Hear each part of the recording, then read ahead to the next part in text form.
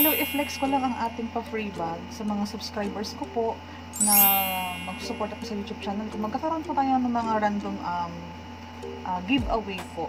So, please subscribe to my channel. Please support me po kasi magbibigay po ako ng paraffol. Bye!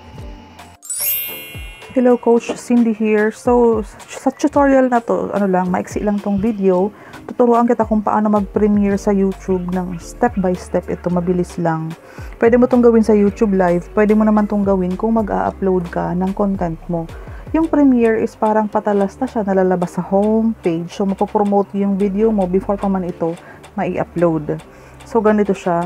Ilagay mo sa title kung ano yung title mo na ilalagay mamaya pag-upload mo. And then yung description mo din, pwede mo nang ilagay dito. So, beforehand, gawin mo na yung thumbnail, gawin mo na yung title, gawin mo na yung description.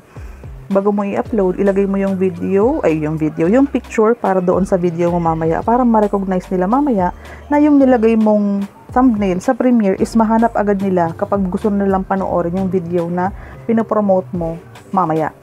Ito yung schedule for start time. Scheduled start time. So, today, 1 p.m., yun ang nilagay ko. So, ngayon naman, ipapakita ko sa iyo kung ano ang itsura niya kapag nakita siya ng mga tao sa home screen. Yung sa home screen kasi is pwedeng makita yan ng kahit mga hindi nakasubscribe sa iyo. So, parang pre-promote mo siya sa YouTube community para makita ng mga hindi pa nakakasubscribe. So, kung gagawin mo to ng palagi-lagi, every before upload ng video mo, mag-premiere ka or patalastas ka na. And you will do the same thing sa yung community. Doon sa channel mo, 'di ba? Merong community. I-upload mo din doon yung video, yung thumbnail, saka yung title ng video. And then sabihin mo kung anong oras mo siya i-upload.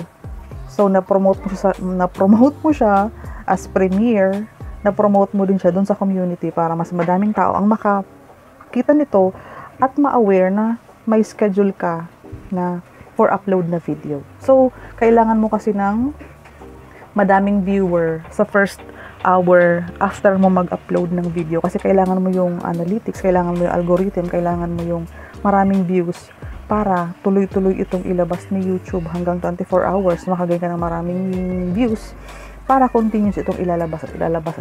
Kasi yung algorithm kasi kapag madaming nanonood sa video mo, the more itong naipopromote at the more may mataas na possibility o tendency na yung video na yon is mag-viral or mag-gain ng maraming views. Okay po, premiere, patalastas. Nagigets mo yung idea bakit nagpe-premiere ang mga patalastas ng mga movie? 'Di ba before mag-premiere night or before talaga nila ipalabas sa mga sinihan, madaming commercials yan. Before. So, very short tutorial lang para matutunan mo to, and thank you. Pakita ko sa iyo kung paano siya lalabas doon sa homepage. Yung ginawa kong premiere kanina. Ito yung ginawa kong premiere. Kung nakikita mo, nasa home siya. Ayun yung home. Ito. So, nandito siya sa pinakaunahan.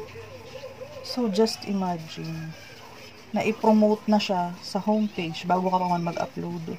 So, wag mong kaliligtaan to kasi ito ang pwedeng maging susi para magkaroon ka ng maraming views, maraming subscribers, magkaroon ka ng trending videos, and mag-grow ang YouTube channel mo massively.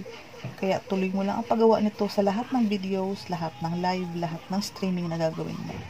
Promote massively. Marketing talaga is the key.